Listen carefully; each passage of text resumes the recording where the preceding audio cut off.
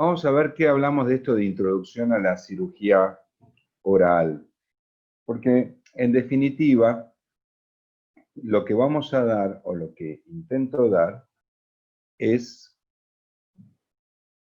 una visión desde la odontología veterinaria. Yo sé que me están escuchando algunos que realizan cirugías desde hace muchos años, muy buenos cirujanos, por lo menos conozco uno que está presenciando y le mando un saludo muy grande. Independientemente de eso, la odontología veterinaria, en definitiva, tiene la gran intención de preservar la cavidad oral lo máximo que se pueda. Pero ¿por qué es importante la odontología veterinaria y la cirugía bucal? Porque si vamos a los términos de que la cirugía es una especialidad médica, como dice acá, que utiliza técnicas manuales e instrumentales operativas en un paciente con el objetivo de investigar o tratar enfermedades o lesiones, vemos que también vemos la etimología de la palabra cirugía, de keir, mano, y ergón, obra, expresan la importancia de las manos en la acción quirúrgica.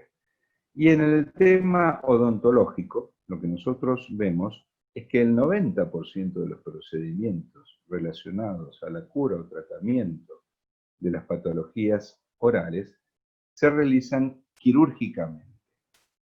Entonces, no podemos dejar de lado que tiene su enfoque particular en relación a las patologías orales y no podemos dejar de pensar en que la mano, nuestras manos y los actos quirúrgicos son fundamentales en el tratamiento y cura de las patologías de la boca.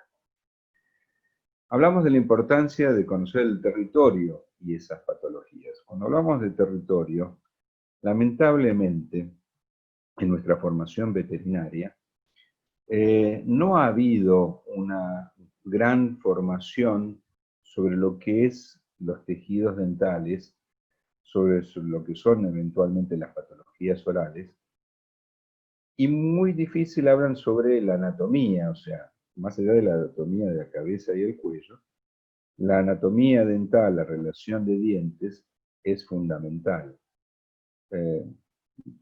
No en vano es hablar de cuando un animal nace y se desarrolla, el crecimiento cráneo-mandibular es fundamental y hay muchos procesos que involucran a los dientes en dicho proceso de crecimiento cráneo-mandibular.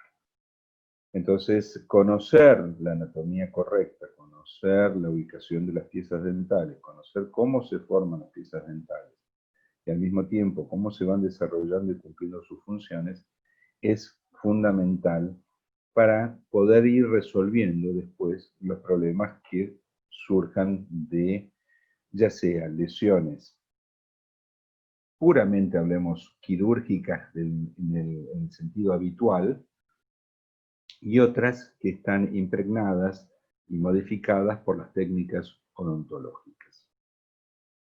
Muy bien, vamos a ver. Cuando hablamos de odontología, a veces hablamos muy en forma a la ligera, pero las enfermedades orales, como bien dice acá, es con mucho el problema médico más común en medicina de animales pequeños. Hace unos días hablaba con Juan Mangieri, al que todos ustedes conocen muy bien, y él decía, bueno, lo mío tal vez no tenga tanta incidencia, podrán ver menos casos, pero el tema odontológico es algo cotidiano, es algo que nosotros vemos a diario, no solo lo complejo, sino lo habitual. Y lo habitual también tiene resolución quirúrgica. Otro de los datos importantes de la prevalencia es que tenemos que el 70% de los gatos y el 80%, o diría mucho, a veces mucho más, entre un 70 y un 85% de los perros, tienen algún grado de enfermedad periodontal a los 3 años de edad. Hablando estadísticamente, con gente de otros países, con colegas odontólogos de otros países, Estamos viendo un avance importantísimo de la enfermedad periodontal ya en animales de menos de un año, con ya trastornos de gingivitis y presencia de cálculo dental en cachorros de menos de 12 meses de vida. Entonces, esas indicaciones terapéuticas de a lo mejor en otros países hacer una primer profilaxis alrededor de los 3 años, ahora estamos empezando a pensarla antes del año. Otro de los datos, y estos son datos internacionales, son que el 10% de los perros tienen un diente fracturado con exposición directa a la pulpa. Y muchas veces la resolución desde el punto de vista quirúrgico no es tan compleja. Fallaría eventualmente el conocimiento de lo que hay que hacer, el material necesario y muchas veces el instrumental adecuado para poder llevarlo a cabo. Otro dato importante a nivel odontológico es que el 40% de los gatos pueden llegar a tener reabsorción dental. Estamos viendo un incremento de esta patología que no es nueva. Si muchos, por más que sea descrito, digamos, en forma no tan histórica, con estudios en retrospectiva, podemos ver que hay lesiones de resorción odontoclástica felina en modelos o en cadáveres, cráneos en distintas universidades dentro de los museos. Por lo tanto, estamos viendo que es una patología de larga data. Y la cavidad bucal es el cuarto lugar más frecuente con la presencia de cáncer, o sea, de tumores. Esto es muy importante como para que uno pueda tener un enfoque de que no solo si pensamos en cirugía oral, sea solo lo tumoral o sea solo los accidentes habituales que puedan haber. También, ¿por qué es importante las enfermedades? La enfermedad oral es dolorosa, pero nuestros pacientes rara vez marcan o dan signos de dolor, o eso tenemos que estar un poquito entrenados para descubrir cuáles serían los dolores habituales o la manifestación del dolor habitual en animales de compañía. Hay muchas consecuencias locales y regionales significativas de las infecciones orales, ya sea, bueno, la infección propiamente dicha, la pérdida ocular, fracturas mandibulares, fístulas coronasales, abscesos, osteomielitis y, como hemos dicho, el mayor riesgo de cáncer oral. En nuestra aproximación, a veces uno, cuando piensa en procedimientos odontológicos, tiene la idea esta de un procedimiento de limpieza ultrasónica o de limpieza o de profilaxis dental. Pero esto es solo el comienzo del procedimiento, ya que detrás de toda esta fachada muchas veces nos encontramos con una serie de situaciones que lamentablemente no estamos preparados para atender o subestimamos las lesiones provocadas por la misma enfermedad periodontal. O sea, hacer profilaxis dental, hacer tratamiento periodontal no es solamente limpiar y sacar dientes. También es ver todas las consecuencias que dicha enfermedad pueda dejar y cómo tenemos que resolverla. Por eso tenemos que tener siempre nuestro instrumental quirúrgico esterilizado para poder hacer frente a dichas consecuencias. Ni siquiera estamos hablando de algo, un trauma fortuito, un accidente de autos, algo muy común, dos perros que conviven y uno muerde a otro y le fractura la mandíbula. Cosas que uno piensa que tienen la resolución quirúrgica o el tema de tumores que muy bien trata Juan Mangieri. Nosotros, desde muy temprano, desde el crecimiento cráneo-mandibular, como decía, desde el nacimiento mismo, vamos a tener problemas de resolución quirúrgica que habitualmente no pasan desapercibidos o muchas veces no tenemos los recursos como para poder desarrollar. Esto que ustedes ven acá es algo muy habitual en razas pequeñas y a veces no tan pequeñas, como es la persistencia de dientes deciduos.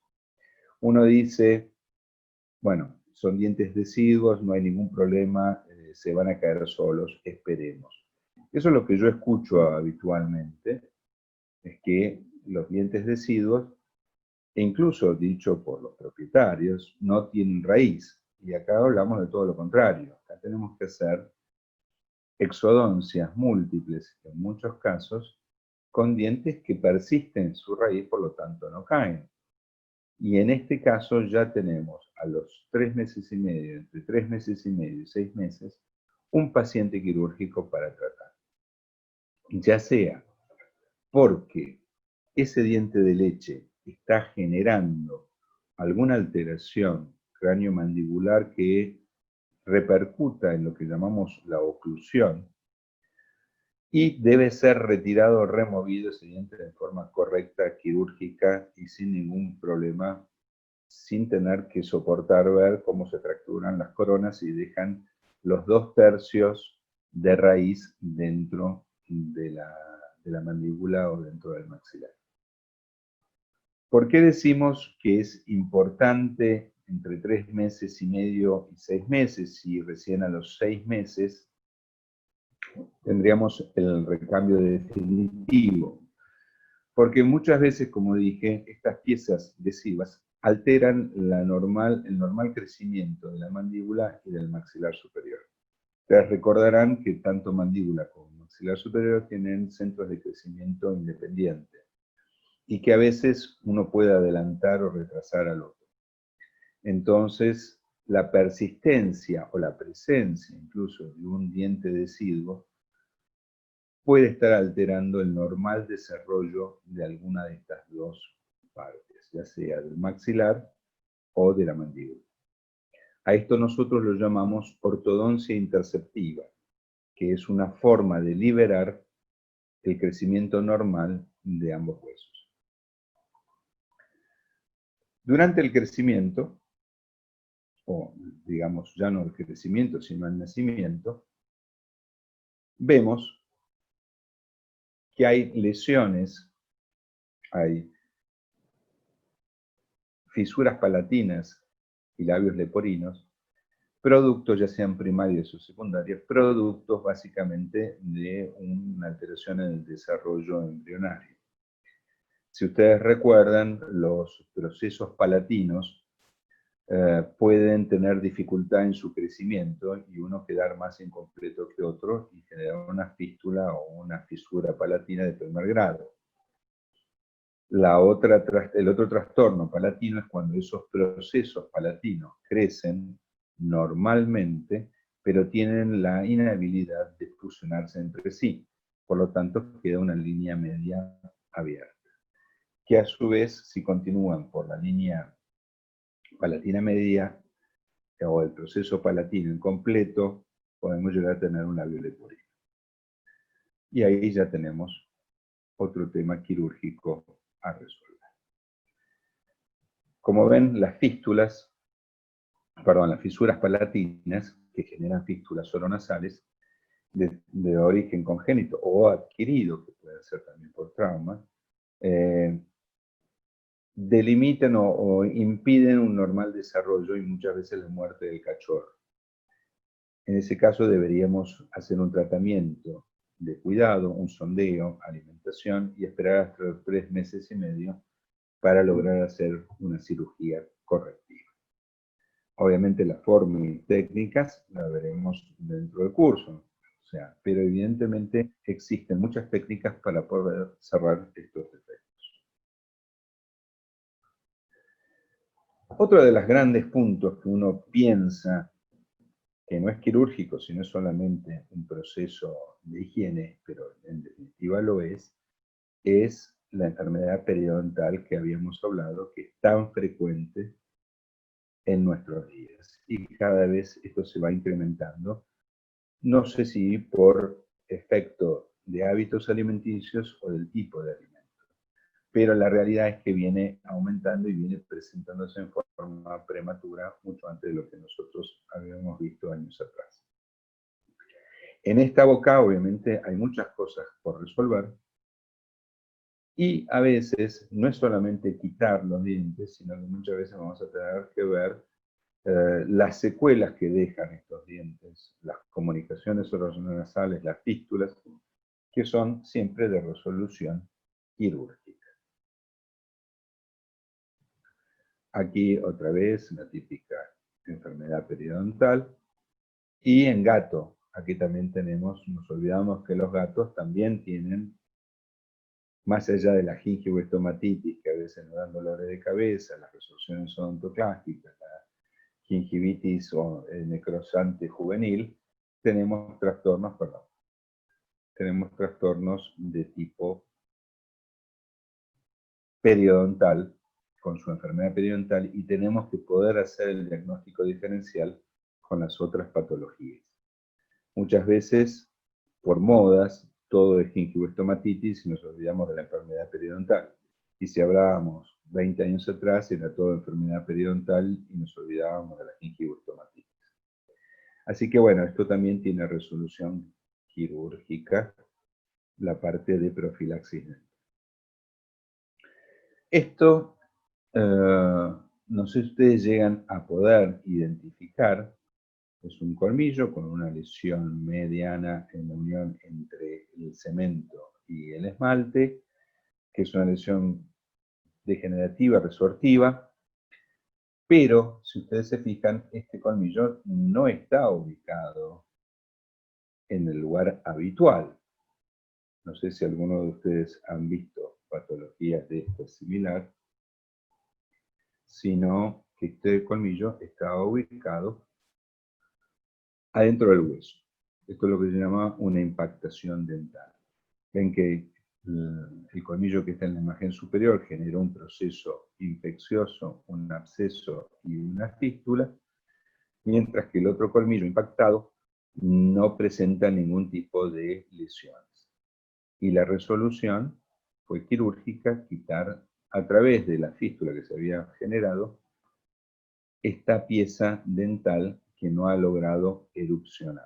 Por más que se ve claramente en la foto que había como un canal predispuesto como para empezar a emerger. Pero en realidad lo que ustedes están viendo son los alvéolos de los incisivos que dan la apariencia de que podría haber salido por ahí. En realidad el canal se tendría que haber abierto por otro lado.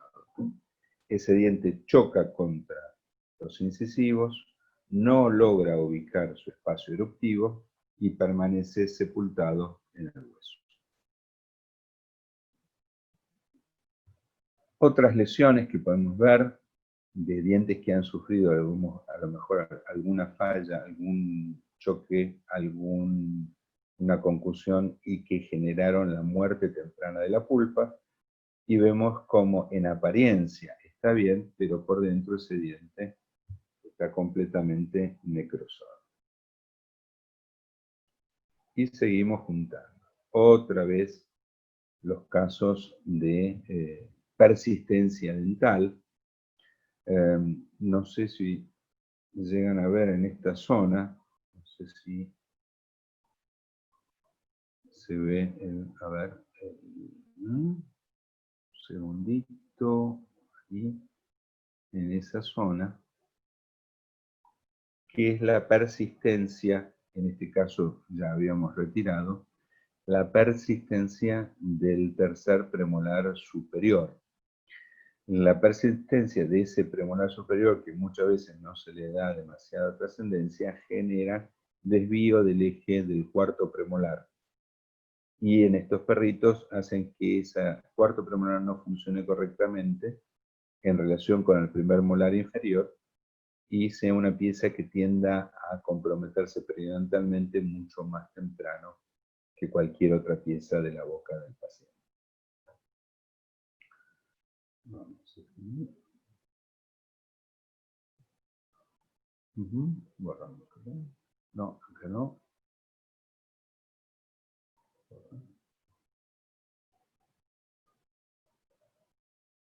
Perdón que estoy ahí.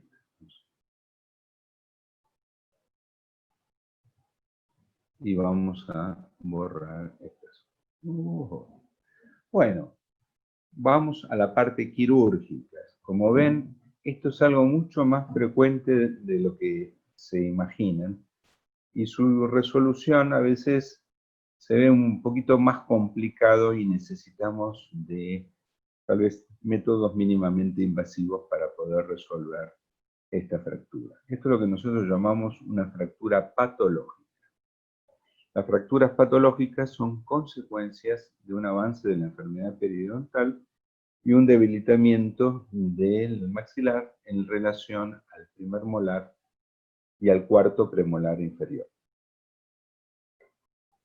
Esto también se da muchas veces, no solo en forma espontánea, sino realizando una profilaxis dental, y es un error que a veces cometemos nosotros los veterinarios al intentar extraer el primer molar. Bien. Sigamos adelante. Es que me falta un poquito de interacción, yo no sé, en otro momento, un poquito más de charla. Acá tenemos una imagen de un felino, maxilar superior de un felino, donde vemos que hay una alteración importante a nivel alveolar. Y acá tenemos que hacer una diferencia importante entre lo que es una gingivitis, una osteitis de Garré, de lo que puede llegar a ser un tumor, como es en este caso. Obviamente su resolución es quirúrgica en ambos casos. Muy bien. Bueno, extracciones, exodoncias, hay toda una técnica y obviamente tenemos una técnica abierta y una técnica cerrada. La técnica cerrada comúnmente se la llama extracciones comunes y a las extracciones abiertas generalmente les damos el término quirúrgicas por la condición que damos de extraer una parte de hueso o generar un colgajo mucoperióstico y quitar parte del hueso de contención de tabla externa del maxilar o de la mandíbula, a veces de tabla interna de mandíbula, según la técnica, que hace que sea más fácil hacer la extracción correspondiente. Digamos, bueno, obviamente acá vamos al punto de decir, si nosotros hemos hecho una exodoncia, si esa exodoncia a lo mejor la pieza ya estaba generando una fístula oronasal, vamos a tener que cerrar ese defecto. Y ahí entramos en todo lo que son las técnicas de colgajo, ya sea reconstructivas o para cerrar defectos de comunicación entre la cavidad oral y la cavidad nasal. Para Juan Carlos, existen grados de enfermedad periodontal felinos como todos. Esto de grados de enfermedad periodontal es una forma de clasificar la enfermedad según la profundidad y lesión de tejidos. Ustedes saben que la enfermedad periodontal lo que hace es atacar el aparato de sostén del diente, que está formado por el hueso alveolar, el ligamento periodontal, el cemento y fibras de la encía. Según el grado, digamos, de ataque y de pérdida de hueso en forma horizontal o vertical, de pérdida de encía, de pérdida de ligamento periodontal, obviamente tenemos un nivel de graduación, como cualquier enfermedad periodontal, ya sea en perro, gato o humano. Acá otra preguntita es de María Sol. En caso de retención de la dentición decidua, ¿cuándo sugiere realizar la cirugía? En realidad uno tiene que controlar que no esté generando alteración en la oclusión. Yo empiezo a controlar a los pacientes a partir de los 3 meses y medio para ver cómo viene ese crecimiento y cómo viene la persistencia. Si la persistencia genera un desvío significativo antes de los 6 meses, yo lo opero entre los 3 meses y medio y 6 meses. O sea, pueden ser 4 meses, 4 meses y medio, 5. Hay muchas razas de gato, sobre todo los más chatos, que a veces hay que quitarlos antes porque la alteración no solo en gatos, digamos, de tipo persa, sino también en siameses y exóticos, tenemos la alteración del eje de crecimiento de los colmillos y la inversión de la mordida. Por lo tanto, hay que quitar esos dientes de forma temprana. Esto es importante ver, porque lo que uno ve acá, en esta lesión, es una fístula de cuarto premolar que no es infraorbitaria. Cuando nosotros tenemos esos casos típicos de hinchazón debajo del ojo, sin fistulización, y que le damos un antibiótico y que drena rápidamente, muchas veces estamos confundiendo el efecto supuestamente beneficioso del antibiótico con que no hubo fistulización. En realidad la fístula está ubicada en la unión entre la mucosa oral y la mucosa alveolar y genera una fístula a nivel donde estoy marcando con ese catéter. En estos casos particulares podemos hacer cirugías más complejas de levantamiento de tablas, relleno óseo y conducto retrógrado. Pero en general lo que sugerimos, para hacer algo más fácil, es la exodoncia y evitar darle antibióticos durante mucho tiempo y estas recurrencias de que se le hincha la cara, le damos un antibiótico, pasan 6 meses, se le hincha la cara de vuelta. Después, cuando uno de ustedes quiera hacer la exodoncia, se encuentra con que hay anquilosis de la raíz y ahí se le complica la vida. La complicación de la vida no es por ser mejor o peor cirujano. A veces la complicación está por no tener los elementos necesarios, rotatorios, a lo mejor, turbina, como para poder generar o trabajar mejor y trabajar mucho más rápido y no tener que estar peleando con una pieza anquilosada.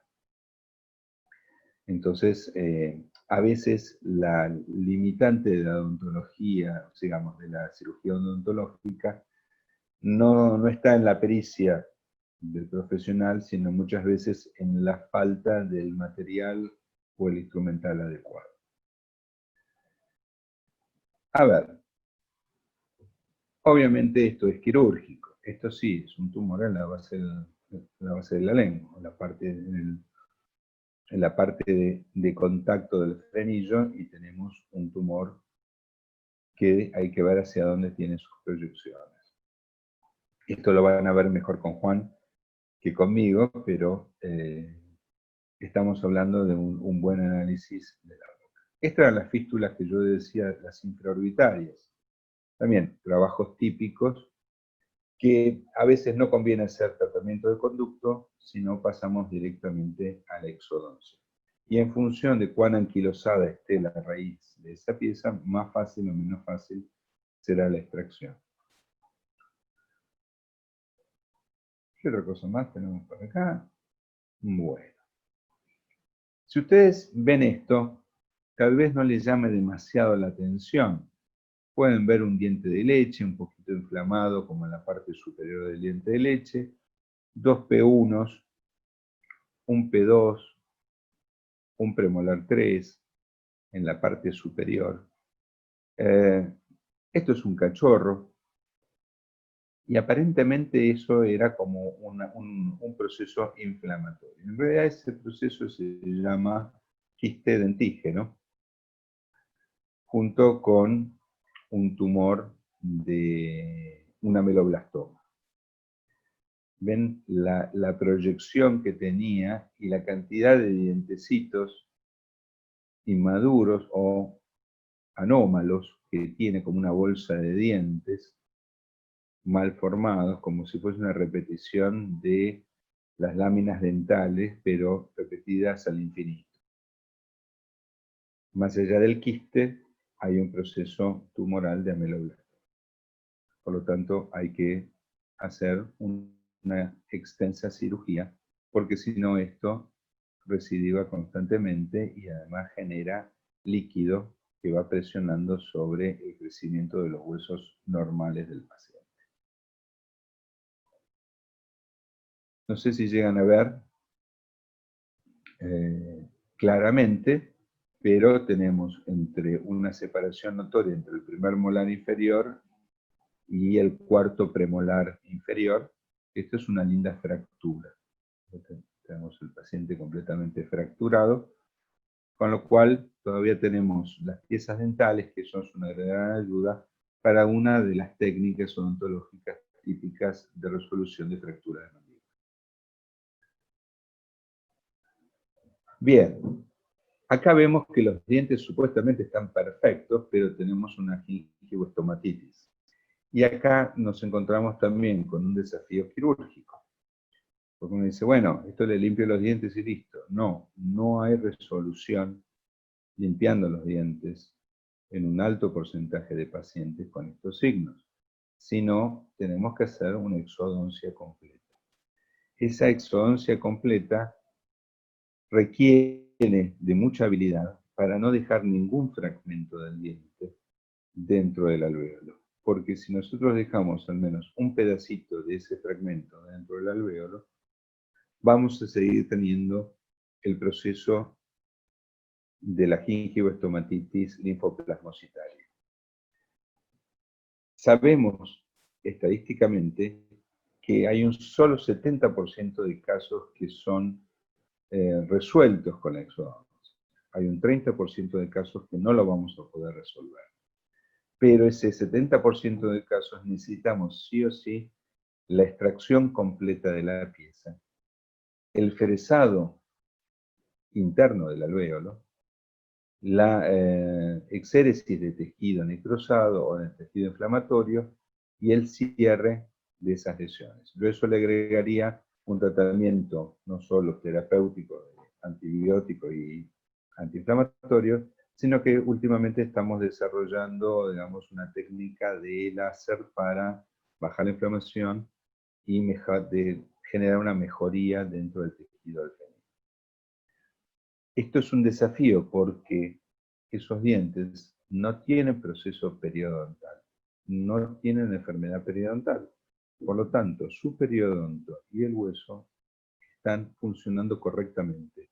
Y el anclaje de esos dientes es alto.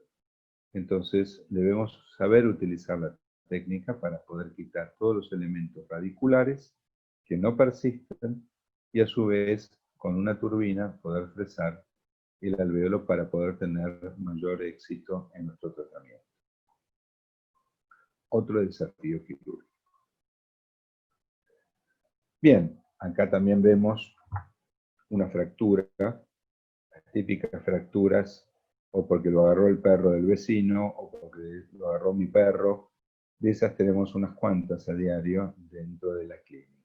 O fracturas patológicas como la que vimos por querer hacer una exodoncia en un primer molar inferior.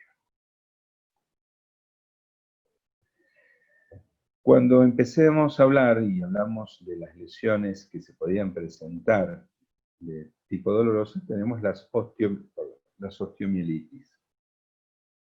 Las osteomielitis no son tan frecuentes, pero se pueden presentar y obviamente esto tiene resolución quirúrgica. No podemos dejar ese tejido necrótico, tenemos que sacar las piezas dentales adyacentes, hacer un curetaje de la zona y hacer un cierre por unos flaps correctamente afrontados sin tensión que logren cerrar el defecto y obviamente necesitamos una antibiótico terapia. Pero digamos, esto, por más que no tengamos una alta frecuencia, su resolución es quirúrgica.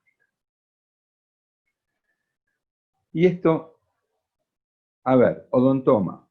Está bien, podría ser, pero no es un odontoma. Bien, buena respuesta. Acá me preguntan, ¿en el caso anterior de la infección, ¿hacen antibiótico terapia previa? Sí, hacemos antibiótico terapia previa. No en todos los casos.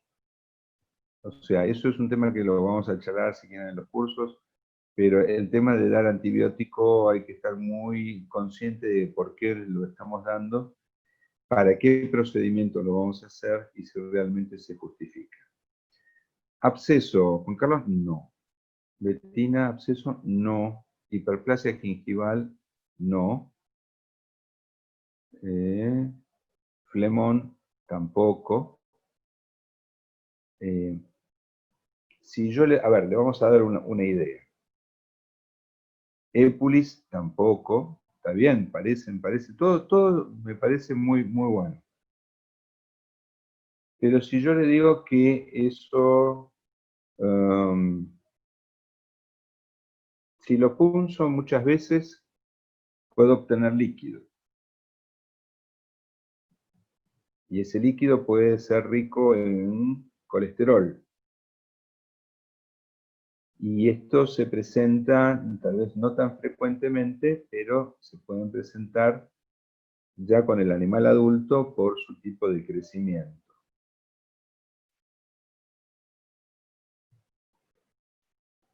A ver, un poquito más. ¿Alguien se anima? Lo despisté con las pistas.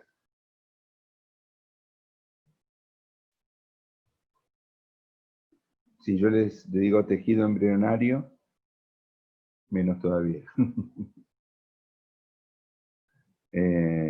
A ver, que tenemos una respuesta. Muy bien, Alicia, es un quiste de algún tipo, es un quiste dentígeno. Es una porción de tejido embrionario que está ahí generando una cavidad que generalmente se llena de líquido con un alto contenido de colesterol, y ese tejido embrionario, hasta no ser removido, sigue generando la misma lesión. El quiste dentígeno no es frecuente, pero se presenta. A veces uno lo confunde con un absceso, y a veces localizados en el cuarto premolar piensan que es un absceso del cuarto premolar, y retiran la pieza, y después se dan cuenta que la cara se sigue hinchando. Entonces, ahí tenemos que ver que ese tejido tiene ciertas características, siempre va a juntar algo de líquido, siempre hasta que no se retira por completo, sigue desarrollando el mismo proceso. Y obviamente que es totalmente quirúrgico. Uy, me fui a la mierda. Bien, ya vamos cerrando, a ver, eran 40 minutos más o menos, ya estamos. Uno de los puntos es que debido, como digo acá, en la cantidad significativa de dolor e infección, incluidas las consecuencias locales, regionales y sistémicas significativas, las patologías orales y dentales no tratadas o insuficientemente tratadas disminuyen significativamente la calidad de vida de los pacientes. Esto puede interpretarse como un problema de bienestar anímico. Supongo que más de uno, cuando ha realizado una profilaxis dental, han visto que el paciente ha mejorado notablemente, que muchas veces vuelven diciendo que parece un cachorrito, que come mejor, que está más contento, que no hay ningún tipo de problema, que está mejor que antes. Y esto se produce porque las patologías orales son dolorosas y uno no lo toman como algo real. O sea, no se mide muchas veces como una verdadera patología. Es importante tener conciencia de todos estos problemas que son patologías comunes y corrientes. Somos médicos, tenemos que diagnosticarlas, tenemos que tratarlas. Algunas las podremos curar, otras solamente las trataremos y mantendremos a raya dicha patología. Pero el propietario está esperando una respuesta, y muchas veces nosotros no entendemos que tenemos en nuestras manos la posibilidad de ayudar a que ese paciente esté mucho mejor. O sea, de mejorar su calidad de vida. Y esto es importante hoy en día, dentro de lo que es la salud como una sola salud. Uno de los temas que quería comentarles es que hay una falta de formación curricular en la odontología veterinaria. Por eso, a veces pasamos por alto cosas que deberíamos estar atendiendo. Acá tengo unos datos que surgen de las guías dentales de WASABA.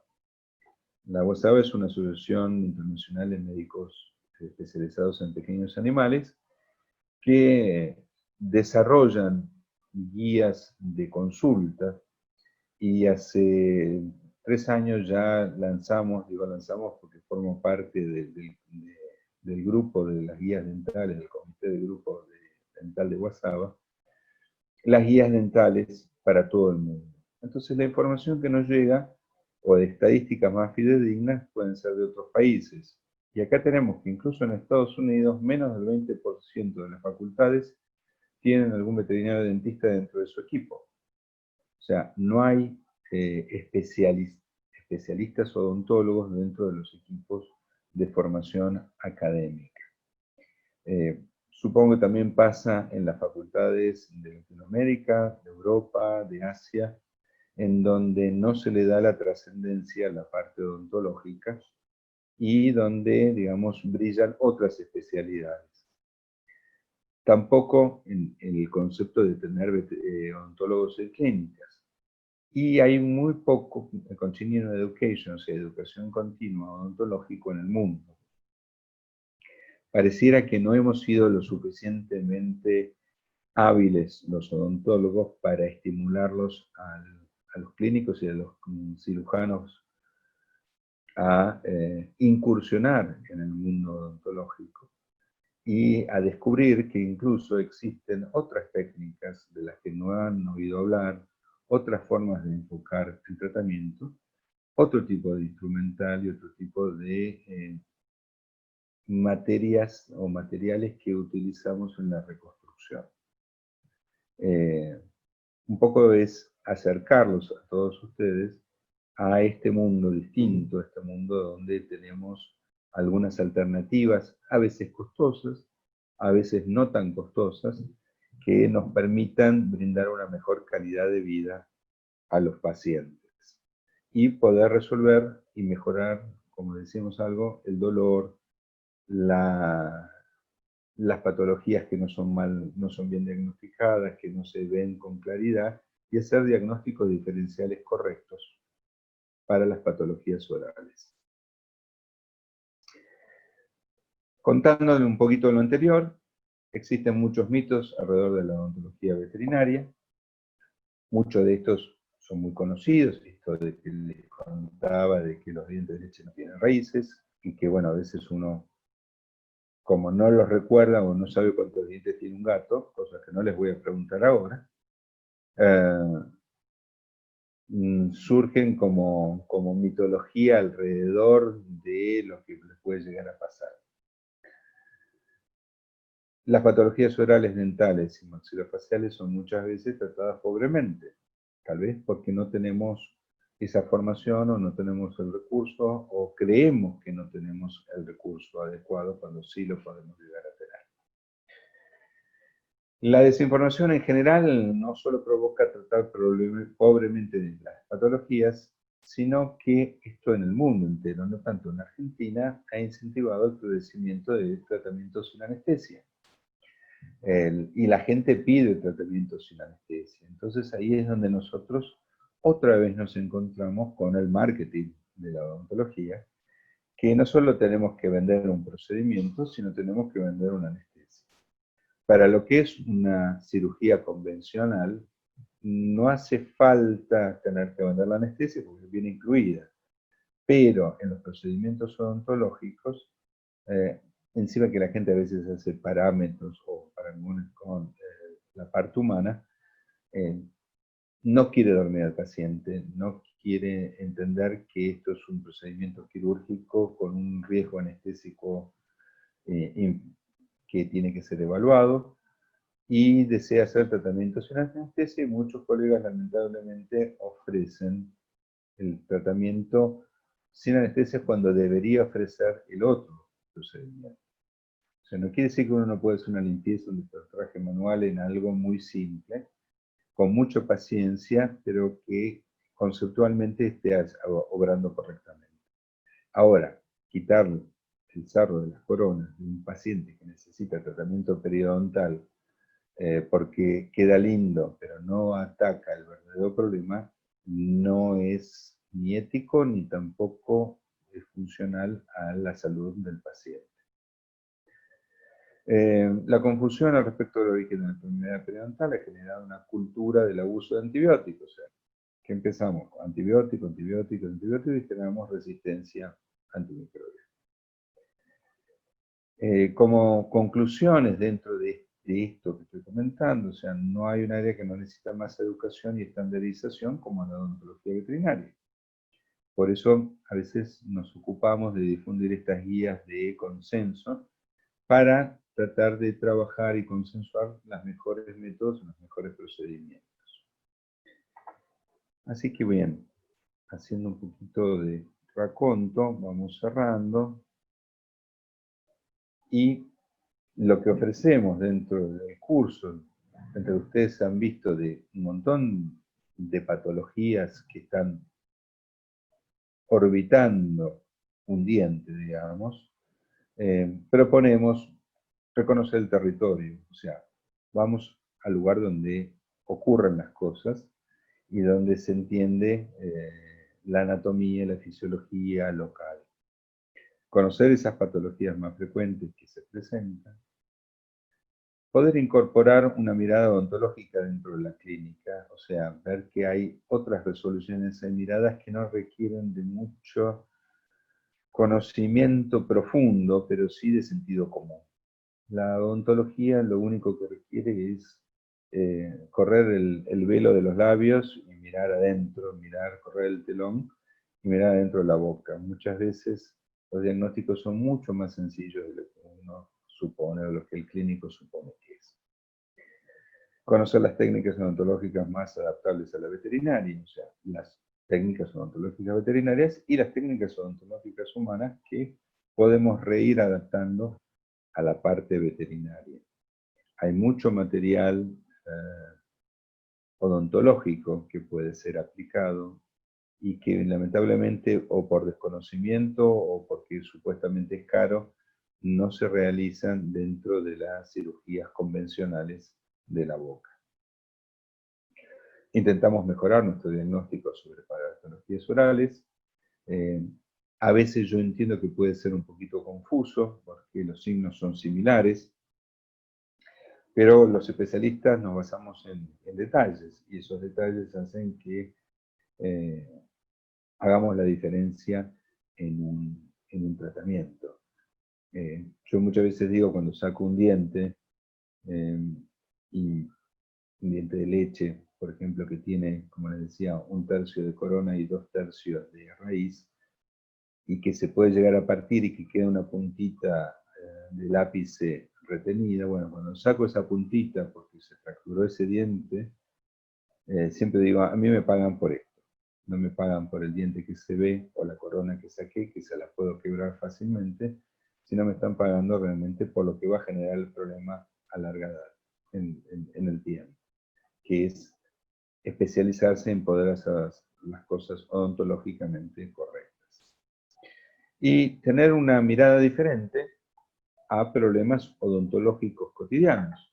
O sea que nuestra formación no ha sido muy buena en el rubro odontológico y sabiendo que tenemos casos todos los días, poder empezar a hacer esa mirada más, yo diría, más de descubrimiento que de conocimiento.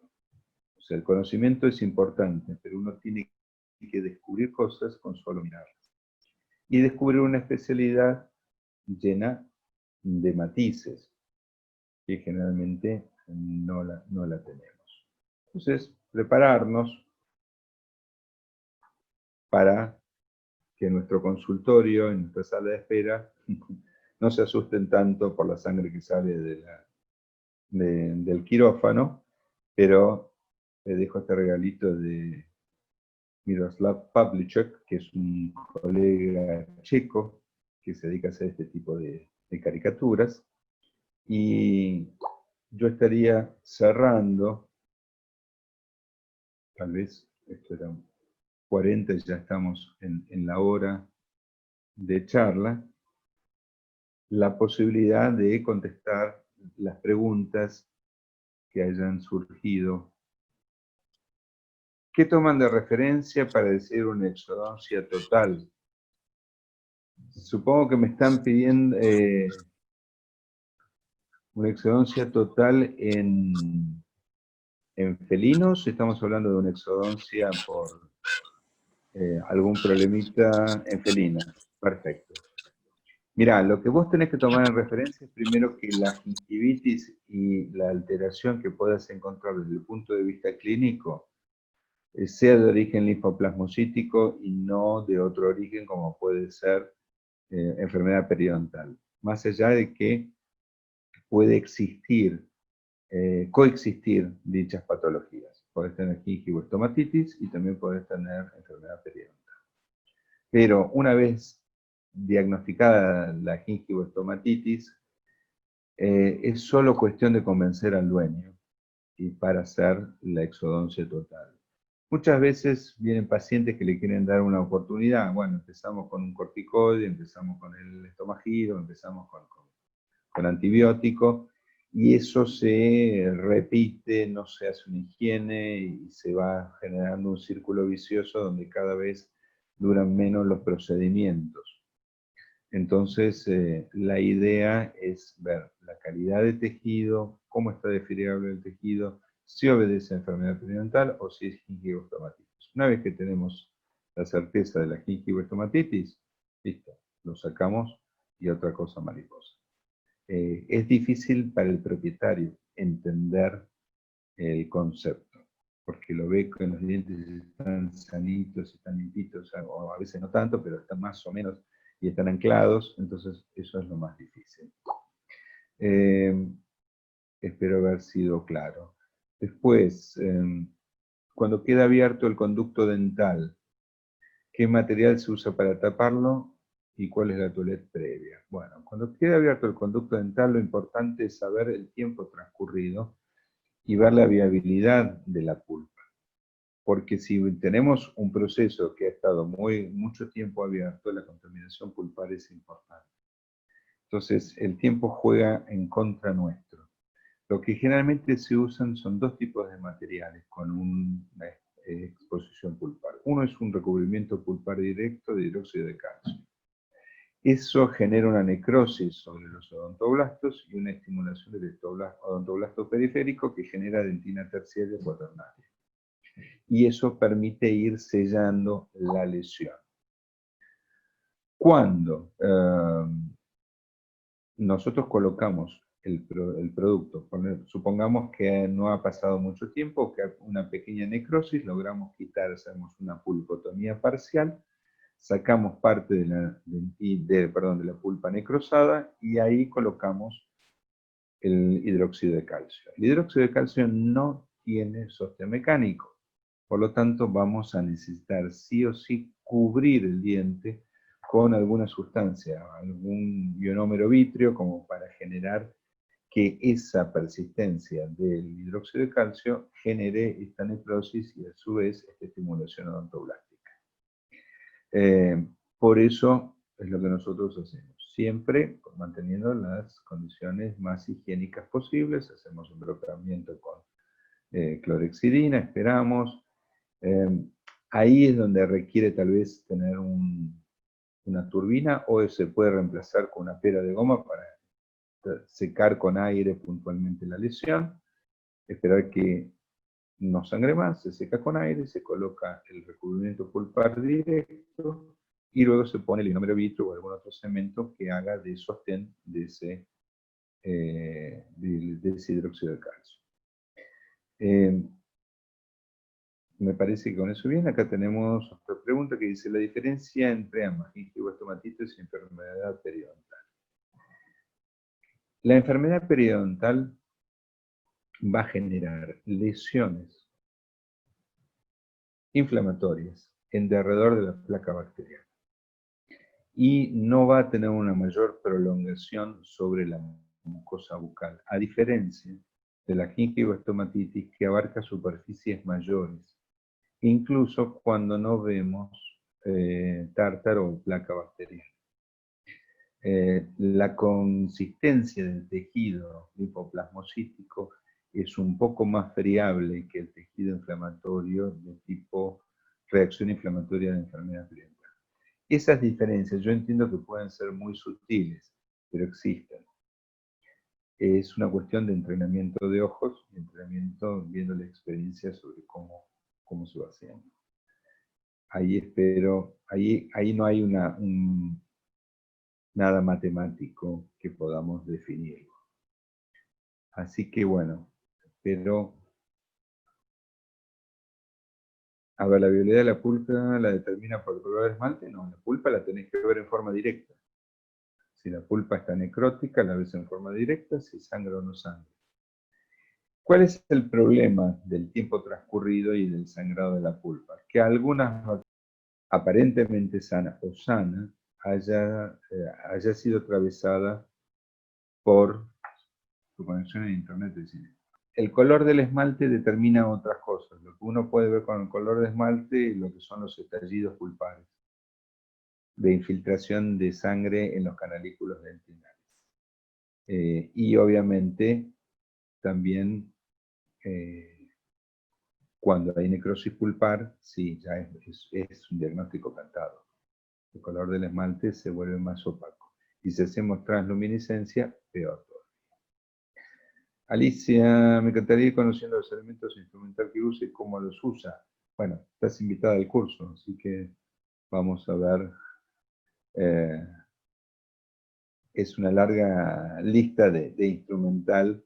Yo siempre digo que a veces en veterinaria, cuando uno va a hacer odontología, agarra la caja que recibió del tío dentista, que con un montón de cosas que no saben para qué sirven, pero son interesantes. En realidad uno tiene que tener el instrumental adecuado para aplicarlo a las distintas especies que nosotros tratamos. Así que hoy lamentablemente no vamos a poder hablar de eso. A ver si no hay otra pregunta más. Espero haberles dejado la inquietud y agradecerles. Si uno va a Centroamérica o va a México, que es Norteamérica, Centroamérica y algunos países de Sudamérica, es más frecuente escuchar la palabra profilaxis que limpieza dental. Es correcto. El tema es que desde el punto de vista odontológico, lo que nosotros sugerimos no es hacer ni limpieza ni profilaxis, sino lo que llamamos procedimientos periodontales. Estamos trabajando con la enfermedad periodontal, entonces no solamente hay que limpiar, hay que curar, hay que quitar, hay que reconstruir. Hay muchas formas y parte de esa higiene también tiene que ver con meternos por lo que no vemos. O sea, esa higiene tiene que ver con el periodonto, las lesiones subgingivales, el tratamiento del cemento muerto, quitar el cemento muerto que podamos existir dentro de las bolsas. Entonces, si quieren, llámenlo como quieran. Yo prefiero llamarlo procedimiento o tratamiento periodontal, en el cual es mucho más complejo porque abarca todas las secuelas de la enfermedad periodontal. Bueno. Me encantaría el conocimiento para los elementos instrumentales que use como el tamaño y hasta dónde se adapta la demanda. Ya le dije, eso sería más... No, eso ya lo dije. No, está bien. Cuando quieras. A ver, un mensaje nuevo. Muy bueno. No, es un comentario. Ah, es un comentario. Muy bien. Bueno, doctores, muchas gracias por haber participado. Juanjo, gracias por todo y nos vemos para comenzar el posgrado el martes que viene. Te mando un abrazo a todos y buen fin de semana. Gracias, abrazos a todos, saludos, chau, chau.